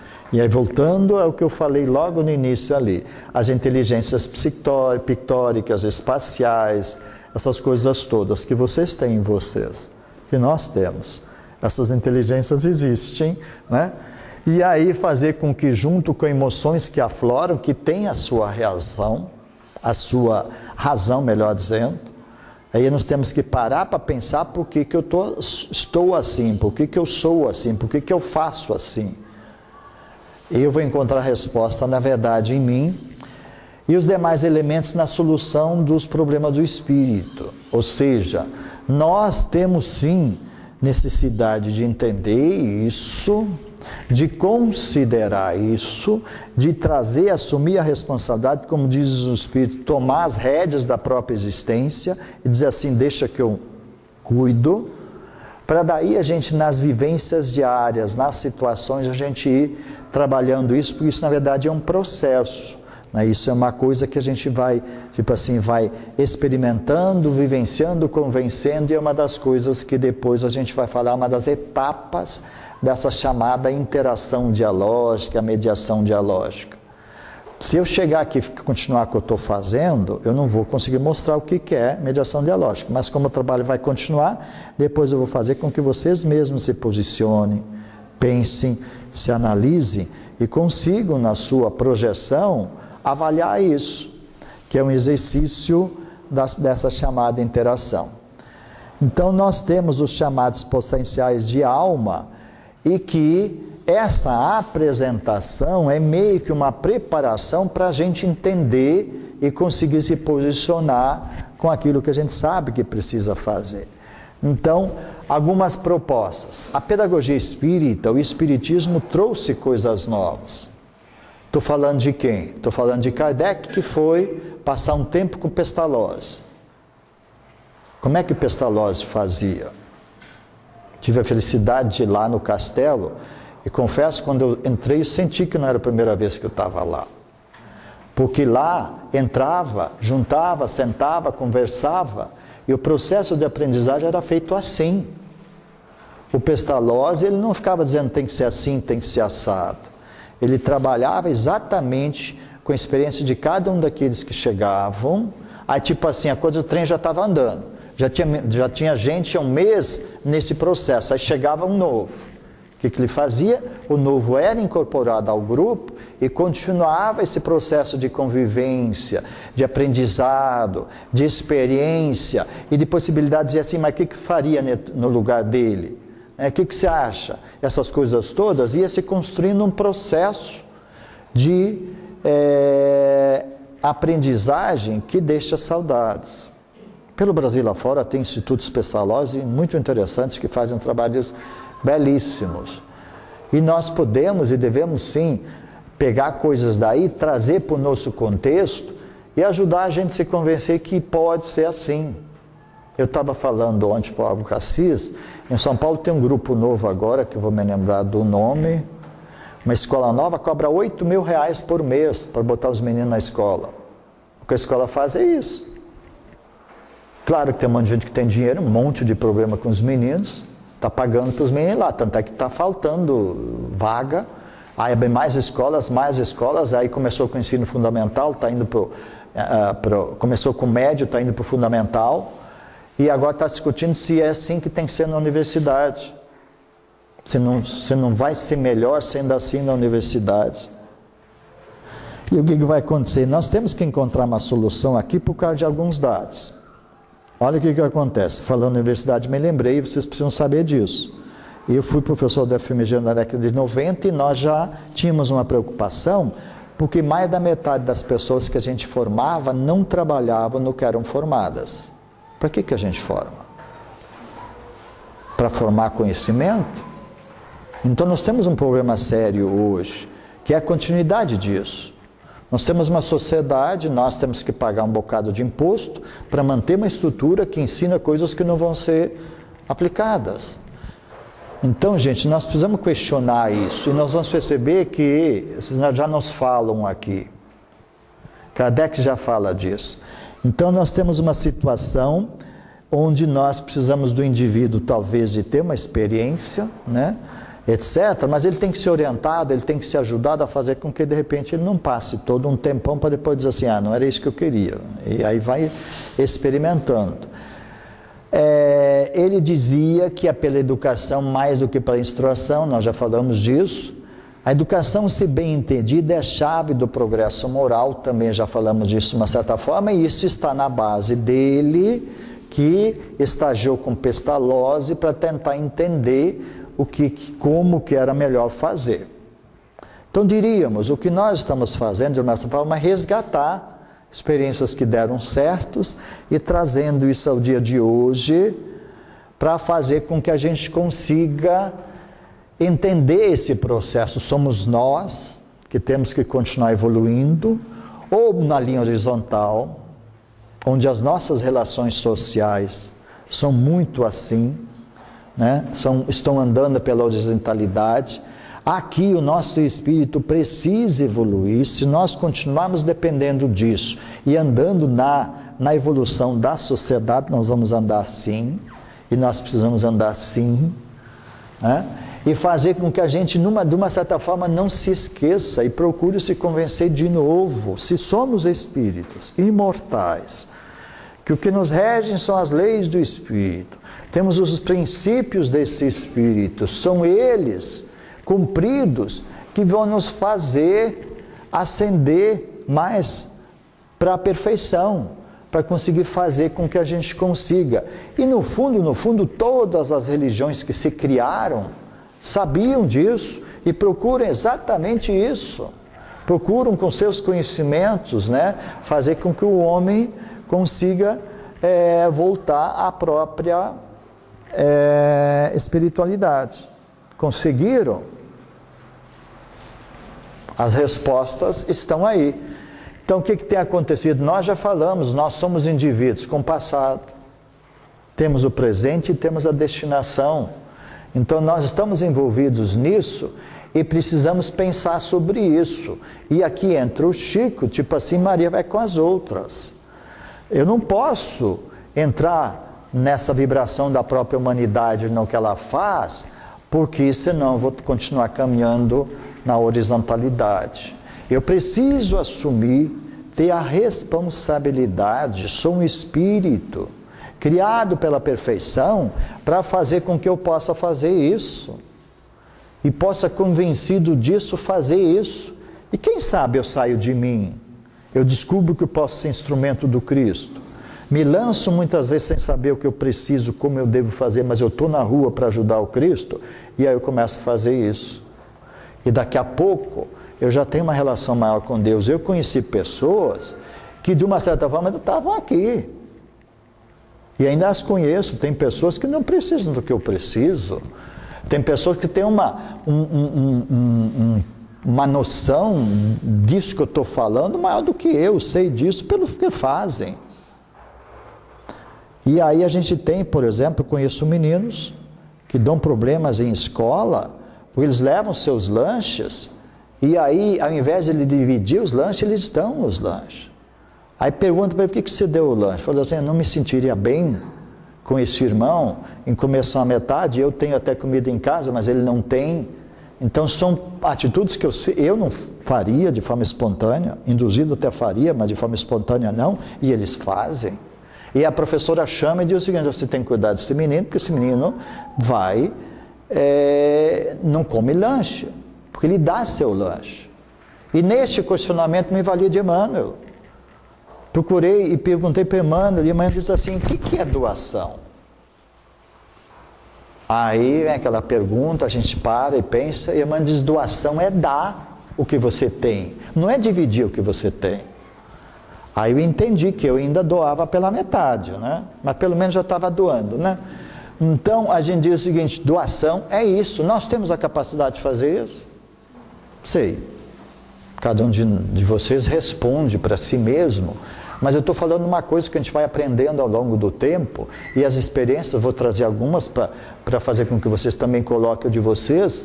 Então nesses questionamentos, a gente tem sempre uma ajuda de um espírito, alguém ajuda a gente.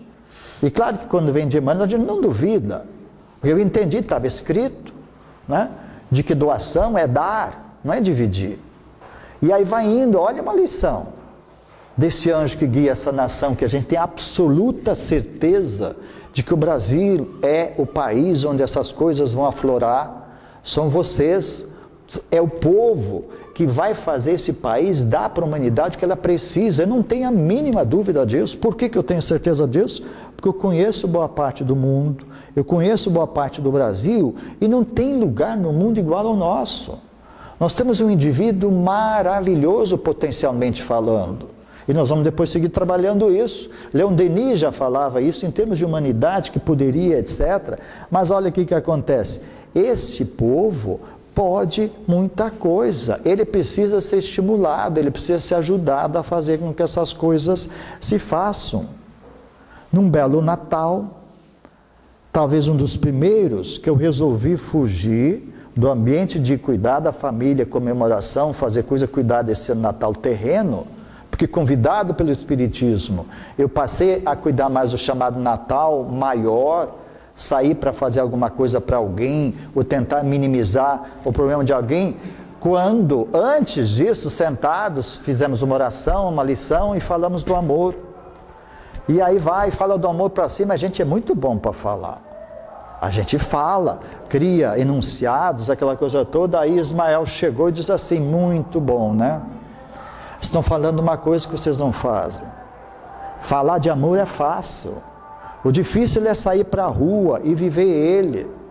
E eu me lembro, ele falou assim, vocês falando de amor aí, numa noite de Natal, fazendo uma bela sessão espírita, cuidando dessas coisas, vocês não resolvem o problema do mundo.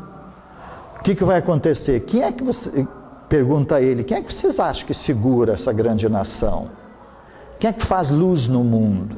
Não são vocês, com discurso, com os enunciados, essas coisas. É aquele povo que eu sei que eu posso contar. É o povo que está sempre pronto. É o povo que não coloca obstáculo. São as pessoas que estão no anonimato. São espíritos que têm uma origem e que sabem o que estão fazendo e que estão aí. Aí ele fala, quando eu preciso segurar as margens desse país, quando eu preciso equilibrar uma coisa, é eles que estão na linha de frente. Então estou falando de quem? Estou falando dos espíritos, estou falando dos encarnados e desencarnados que convivem nesse planeta, nesse país. E agora a espiritualidade mandou a gente colocar o mapa do Brasil sobre o lago de Genezaré. Façam isso para vocês verem o que vai dar. É praticamente a mesma coisa. E a gente entende agora, com a construção da nova Jerusalém, no ambiente espiritual do Brasil, o que os espíritos há muito tempo programaram. Se a gente coloca o mapa do Brasil sobre o lago de Genezaré, é praticamente igual. E aí a gente entende a partir de Ismael que diz que este país não está ligado só a ele, está ligado ao Cristo. E quando o Cristo, com toda a sua condição, ele vai fazer. Não tem dúvidas que a humanidade vai evoluir, que o planeta vai ser de regeneração, com ou sem a gente. Então, alguns exercícios, é muito interessante a gente refletir, e a gente percebe que não tem nada fora do lugar, as coisas estão no seu contexto. O Espiritismo, com a sua pedagogia, com as suas formas, ela procura simplesmente recuperar e restabelecer ele. Então vamos fazer um exercício, né? E tentar ver como ele fazia. Na verdade, sempre nos ambientes da natureza. Por que o Cristo não procurava os templos para pregar? Por que o Cristo, né, não ia em determinados lugares, etc. Porque ele precisava e se valia para fazer com que estes aqui entendessem o que ele estava dizendo. Ele se valia da ambiência, ele se valia de um monte de coisas, e a gente tem que refletir sobre isso. Às vezes nós estamos no lugar, podemos fazer uma coisa, mas a gente não vou fazer agora, vou fazer depois lá naquele lugar, etc. Então, se nós for pensar bem, a espiritualidade vai encaminhando para a gente o que pode ser, né, aquele grande mecanismo de elevação de nós, né, e quantas situações do dia não nos oferece que nós não percebemos, que passa batido, quantas situações que nós não nos fizemos instrumento do Cristo, talvez por não confiar em nós, porque o problema maior, nós vamos ver depois, é a confiança. Então nós precisamos sentar, conversar. Se for gaúcho, faz um chimarrão, vamos chimarrão, facilita, senão um pãozinho, etc. E conversar sobre isso, fazer o pessoal chama de uma espécie de catarse mesmo, e a gente encontrando a solução. E a mediação dialógica, ela vem procurando, de uma certa forma, recuperar isso. Só que a gente precisa dar uma nivelada, acertada, situar umas coisas, convencer. O Kardec diz que ainda o problema é de convencimento. Nós, por enquanto, ele diz que a gente está entendendo essas coisas, está até compreendendo elas, que a gente já consegue dizer o que é, só que a gente não está convencido de que é assim. Aí vamos voltar lá no método, quando ele falava, lá no Livro dos Médiuns, que ele diz o seguinte: a humanidade vai ter 3 fases do Espiritismo. Primeira fase, vai atrair muitos curiosos, aquela coisa toda. Depois vai ir para a fase de uma experimentação, dos adversários, etc. E a terceira fase vai ser a fase da vivência. E nós sabemos que nós estamos já nessa terceira fase. Nós estamos na fase da vivência, de cada um de nós lançar a mão do que já sabe, como diz o próprio Kardec, colocar isso em ação, para que novas janelas e novas portas se abram para novas coisas. Porque se eu não colocar em prática o que eu sei, como é que eu vou me habilitar a um novo saber? Como é que eu vou saber se para saber de verdade eu preciso fazer? E isso a ciência terrena já mostra. Que eu só sei de verdade quando eu estou fazendo. Aí eu vou avaliar o que eu sei, o que eu não sei. Então a ideia da mediação dialógica é cada um de vocês, com as suas experiências, as suas vivências, né? Compartilhar, sentar, se desvestir dos seus preconceitos que nós temos. Simplificar as coisas, falar mais pelo coração do que pelo cérebro. Procurar fazer com que, como diz o próprio São Francisco, a gente consulte ele. Pelo menos, diante das situações, eu dei aquela parada para avaliar, porque, como diz o Cristo, vai se fazer mais pelo coração do que pelas mentes, porque as mentes têm suas limitações de raciocínio, de cognição, de discernimento. Mas o coração não. O coração é aquele lugar sagrado, onde a gente tem potenciais, sementes, onde a gente tem emoções vividas em encarnações e que afloram, são trabalhados. E aí, outro dia ainda o Espírito nos chamou a atenção: e o que vocês fazem? Vocês estão mais para a figueira seca do que para outra. Aí procurou saber, tinha como figueira seca dar produto? Não precisava arrancar a figueira seca? Ou seja, não precisava de uma certa forma, de repente, arrumar condições para vir de dentro para fora, para fazer frutificação? Então, gente, nós somos às vezes meio que, com um pé na espiritualidade, não estamos com os dois, temos algumas dificuldades, mas nós continuamos sendo irmãos do Cristo, filhos de um Deus que poderia tudo. Mas o tudo dele, exatamente, o melhor no entender dele é isso que está acontecendo. Ou então a veneranda está errada. Eu não acredito que a veneranda esteja errada. Quando ela diz de forma simples, tão simples: as ordens imediatas de Deus para convosco são as situações que o dia vos apresenta. E aí eu me viro nos 30, como diz o outro, para tentar aproveitar essas situações do dia. Nem sempre eu consigo. Mas se dependesse de mim, o dia teria 40 horas para poder exatamente aproveitar, porque eu sei que eu vou estar depois, numa relação direta com isso. Que teve uns espíritos que tiveram misericórdia e falaram o seguinte: não fica procurando fazer grande coisa, não fica aparecendo ser ótimo, porque o ótimo é inimigo do bom. Porque toda vez que você tenta fazer o ótimo, você às vezes não consegue e você não faz nem o bom. Não tenta fazer assim, tenta prestar atenção, faz aquilo que Emmanuel chama a atenção, servicinhos. A mensagem de Emmanuel, servicinhos. O que são servicinhos? É cuidar dessas coisas miudinhas, pequenininhas. Fica fazendo isso, aí o Espírito termina. Porque o dia que você fechar esses olhos carnais, aí vai estar escuro. Você vai ter as luzes desses servicinhos para iluminar você, para guiar você, para ajudar, para defender você. Aí a gente começa a entender que a vida não é ingrata. E aí entra a Joana, entra o próprio Divaldo, que nesses últimos 5, 6 anos, a Joana tem reclamado do Divaldo, porque o Divaldo fala mais de gratidão. Porque no fundo nós somos seres meio que ingratos. Que quando nós reclamamos de alguma coisa, nós estamos reclamando de Deus, que nos oferece aquela coisa. Então, como diz o Divaldo, eu tenho que ainda aproveitar esses últimos tempos aí para tentar lembrar a humanidade que ela não deveria ser tão ingrata. Mas nós ainda somos, na maioria das vezes, filhos ingratos. Porque desatentos e descuidados, a gente não se dá conta e acaba reclamando. Mas nós ainda temos tempo, sempre há tempo, né? Como diz o próprio Cristo, o tempo é um talento que vai estar sempre sendo renovado. E a gente pode, sim, ainda no dia de hoje, fazer uma grande diferença. Então, estar atento, fazer o servicinho, né? Procurar estar ligado, como diz o próprio Emmanuel. Eu sei que vocês colocam os pinos de vocês em várias tomadas, mas olha onde é que vocês colocam. Coloca no lugar certo para nós poder ajudar, para poder fazer com que essas emanações superiores consigam ser percebidas pela gente. Se eu não ando atento, né? Como é que eu vou perceber algumas situações que o próprio Cristo encaminha? Não é fácil. No dia a dia nós temos situações que são verdadeiros desafios. Agora aprendi, por exemplo, com o ex-presidente da FEP, com o seu Nestor. Nestor dizia assim, se você desenvolver uma habilidade de enxergar em todas essas coisas uma oportunidade, você vai dar conta, de alguma forma. Talvez não do jeito que a gente quer, porque a gente é meio perfeccionista, quer fazer assim, quer que saia assim.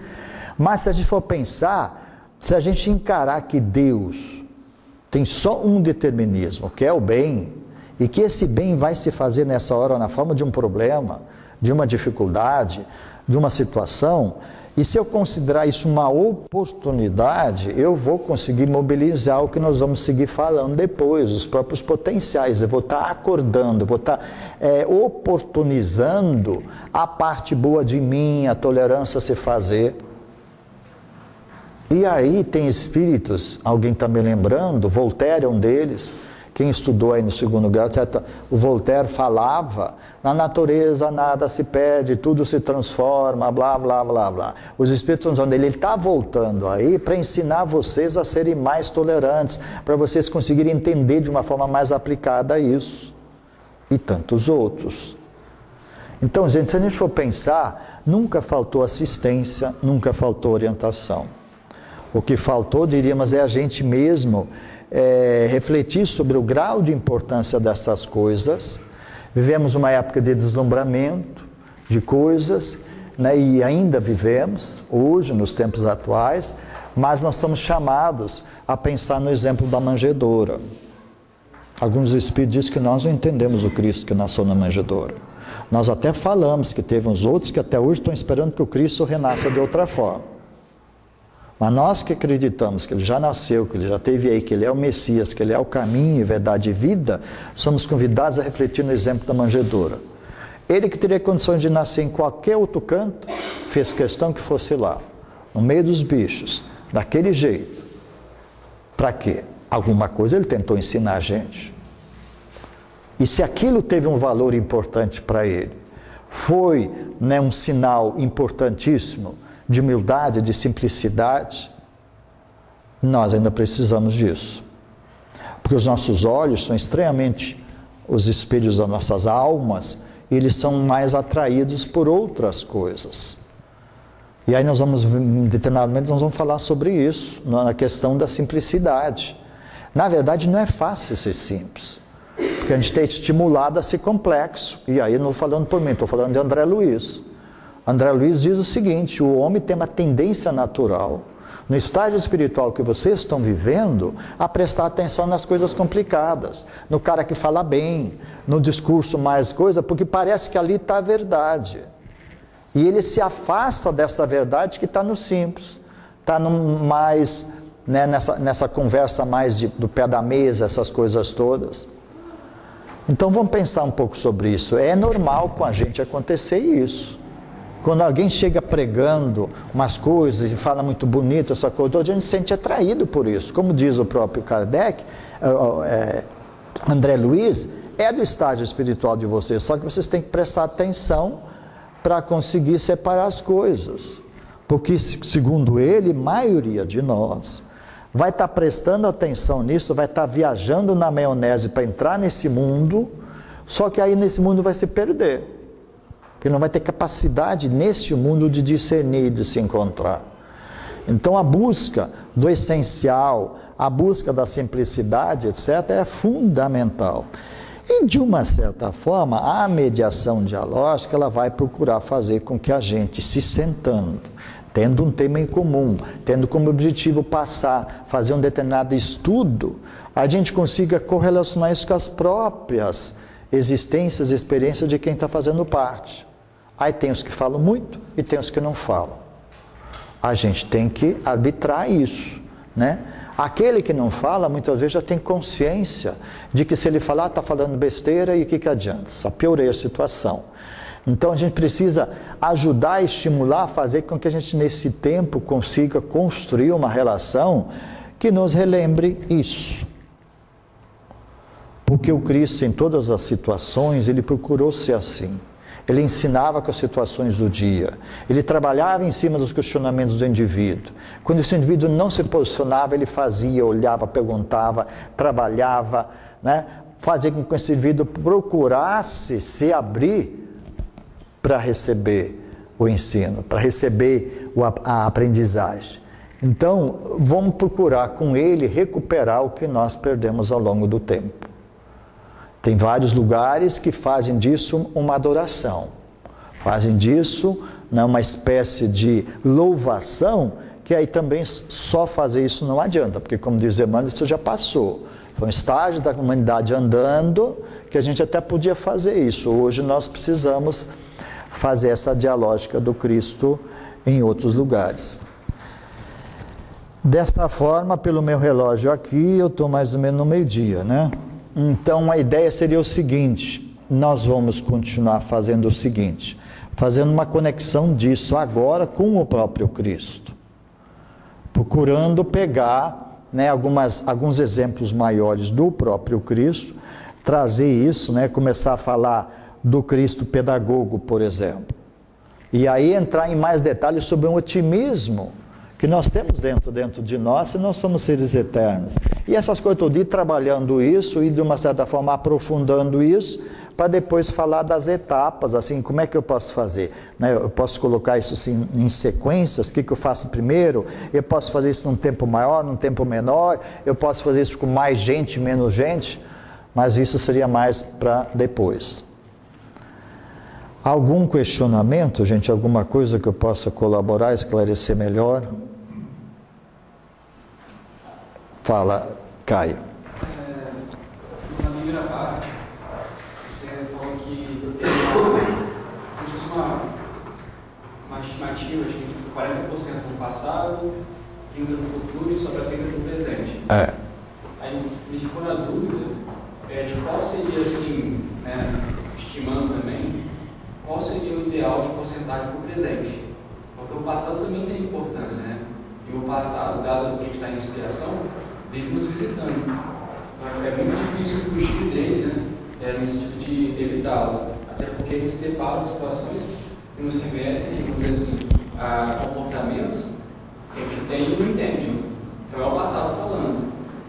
Então, qual que seria sem abandonar o passado, né? Não sei se também deveria abandonar. Essa é a pergunta. Os Espíritos dizem que o melhor é viver o máximo de tempo possível no presente. Por quê? Porque se eu estou focado no presente, eu estou conseguindo fazer coisas, eu vou estar potencializado para fazer essas coisas.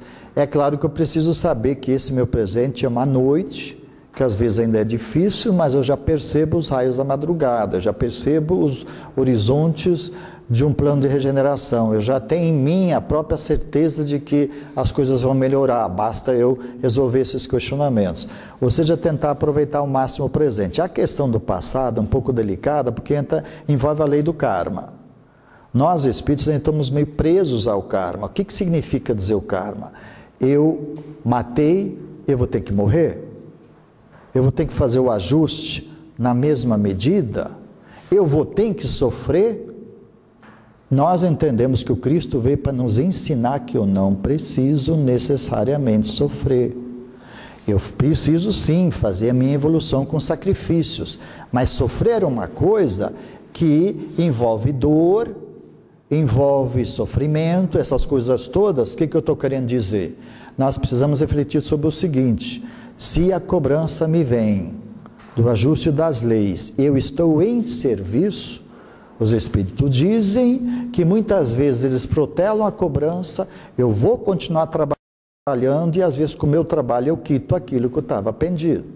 Situações práticas, objetivas, aquele caso daquele senhor, daqueles espíritos, né, que tinham tido problemas, e um belo dia, uma família toda ajeitada, espírita, fazendo o evangelho, fazendo todas as coisas certinho, bonitinho, aí um dia lá, se não me engano, foi assaltado, não me lembro o que foi, e o homem perdeu um dedo. E aí a família reclamou, mas como? Nós não estamos tudo certinho, bonitinho, aquela coisa toda.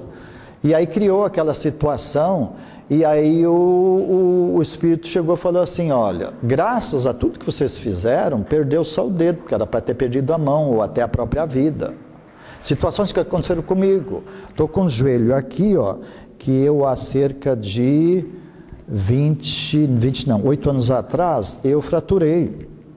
E não entendi a situação que aconteceu, porque é uma situação tipo assim, tinha um monte de gente comendo uva, joga uns bagaços no chão, que nunca fazia, mas jogou, e eu estou vindo com umas coisas, eu não olhei os bagacinhos, pisei, resvalei, caí, o joelho fraturei.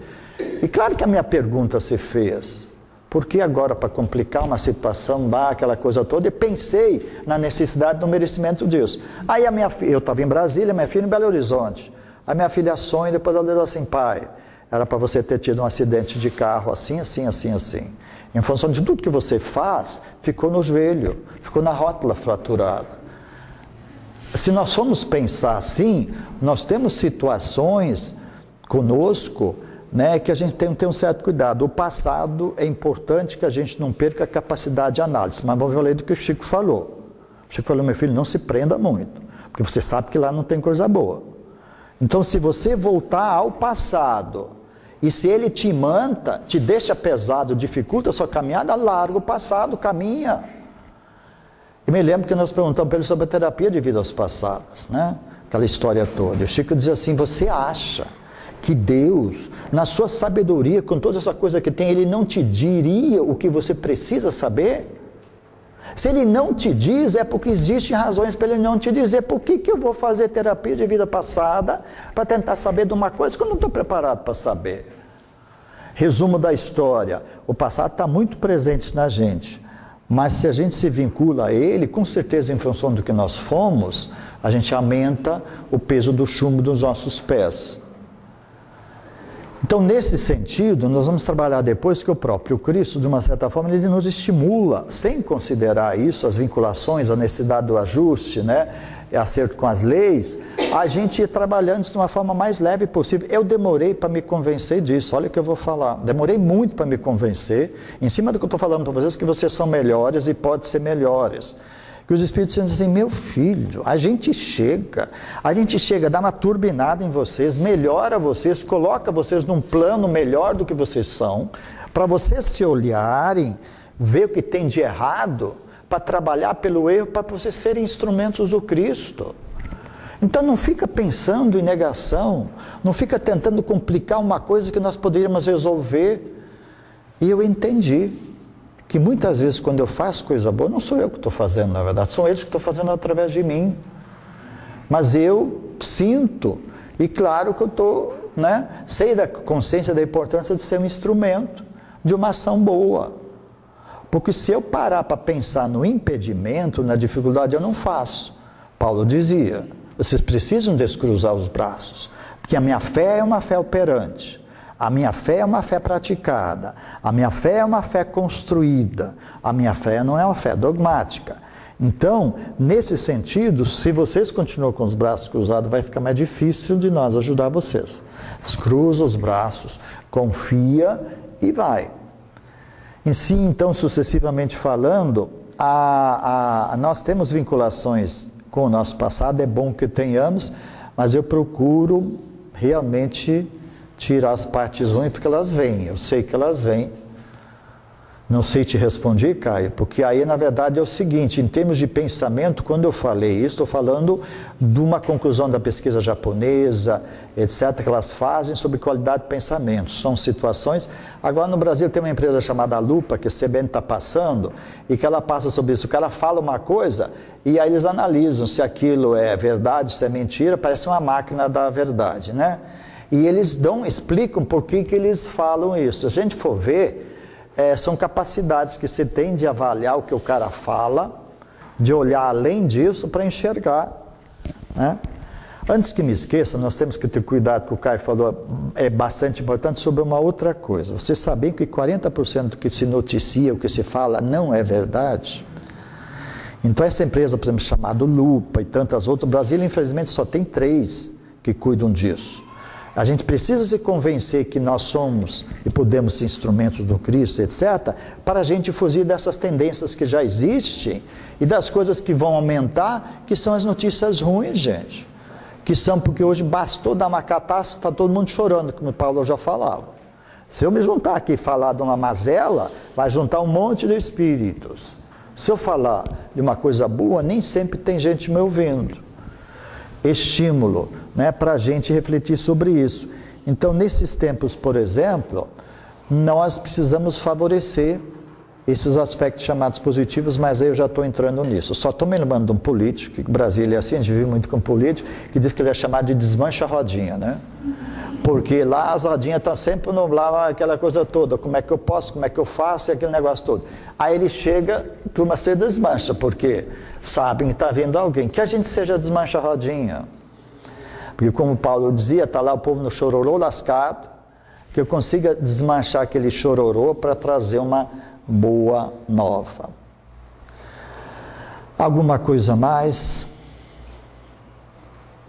Pois não, Caio. Quando você mostrou o gráfico de moralidade, né? Certo. Conhecimento, aí a curva que a gente tem é que, né, a humanidade como um todo vai ter mais conhecimento. Ele deveria subir na página vertical. Né? A minha dúvida é assim, se é possível subir na vertical sem ter um conhecimento consolidado, porque às vezes a gente depara com algumas pessoas lúcidas. Esse raciocínio de estatístico, né? Porque assim, as pessoas, Chico, né, Maria Teresa, assim, talvez nessa encarnação tiveram uma vida simples, mas você vê que, na verdade, se for um somatório de encarnações, foram muito estudiosos, talvez, né, pessoas conhecedoras, para ter um amadurecimento e também ter essa sagacidade para discernir as coisas. Assim, será que, a minha dúvida, né, porque Jesus, né, para modelo, ele está no ápice do ápice, né, para a gente, né, conhecimento total e moral total. A minha dúvida é assim, eu consigo ter mais moral do que conhecimento? Ou o conhecimento trava a moral? Entendi. O conhecimento facilita a moral, quer dizer, o conhecimento deve facilitar. Então, quando eu falei que conheço espíritos que não precisam do que eu preciso, eu sei que esses espíritos tiveram encarnações anteriores, e aí hoje de noite nós vamos estar lá no Eurípides Barçanufo. Vocês sabem a encarnação imediatamente anterior do Barçanufo? Quem ele foi? Por que depois ele foi Barçanufo? Que entra exatamente do que o Caio está falando. Ele foi aquele espírito todo sabido, cheio de coisas, que foi, acho que é Lavater, não sei mais o que, mas a princípio um dos nomes que mais gravou foi Lavater, um homem de conhecimento profundo. Só que ele, na evolução do espírito, que teve o nome de Eurípides Barçanufo nessa encarnação, ele sentiu necessidade de renascer em sacramento, de reviver aquelas coisas que ele tinha vivido lá para trás com o próprio Cristo, e ele pede e tem a reencarnação no estágio de Eurípides Barçanufo, com a persona, etc., do Eurípides Barçanufo. Mas antes ele foi aquele cientista famoso Lavater, que viveu na Suíça, que teve um monte de coisa. Então essa é a prova de que você precisa de conhecimento.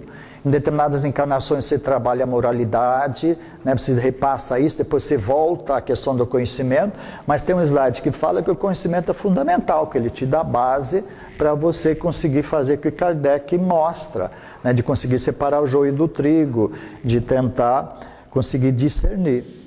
O conhecimento, o grande problema é que a gente tem evoluído muito com isso e pouco com isso, entende? Esse que é o grande problema. Então, detalhe, de noite vou depois trazer a questão do Cláudio Naranjo, que é aquele chileno que foi indicado como prêmio Nobel, que trabalhou isso. Porque ele falou assim, eu não estou conseguindo ensinar mais se não for com afetividade. Então não é deixar de ensinar, é continuar ensinando, é continuar passando o conhecimento, mas de uma forma vinculada à questão da afetividade. E normalmente, se moral é o conjunto do comportamento, da conduta do ser humano, a tendência uma vez que ele saiba, é não fazer coisa errada. Porque nós temos a ignorância ainda jogando contra nós. Se eu não sei, né, eu teria assim um atenuante daquele errado que eu estou fazendo. Mas se eu sei, eu já não tenho mais esse atenuante. A maioria de nós, muitos de nós, obviamente não sabem. E aí nós temos coisa que o Bezerra chama atenção. Uma das maiores caridades que vocês podem fazer com a doutrina espírita é a sua divulgação, é levar o conhecimento, levar essas coisas a estes que precisam. Então eu não tenho dúvida, eu até acho que a gente tem isso, né? Tem encarnações que a gente foca mais num aperfeiçoamento, depois outras noutras, exatamente para que a gente possa ter essas duas asas, que como diz o Emmanuel, são essas duas asas que nos fazem evoluir, o conhecimento e o sentimento. E a gente precisa das duas, se eu ficar só o sentimento aqui, eu não subo, eu preciso do conhecimento também. Ok? Certo? Gente, foi muito bom. Eu acho que eu conversei demais, mas paciência, né? A gente pode... Azar é que eu não peguei a água benta do Chico aqui, porque assim, põe a água para conversar menos. Mas isso fica para depois ainda. A gente tem a continuidade, espero poder rever vocês de noite, porque a gente vai continuando. E a ideia é fazer isso um pouco mais conversado, já mostrando como é mesmo essa chamada interação dialógica. A gente sentar na volta do fogão mesmo, né? Se tiver fogão melhor, se tiver pão de queijo também, aquela coisa toda, uma roda, e vai trabalhando isso, vai resolvendo as nossas problemáticas. Muito obrigado por enquanto.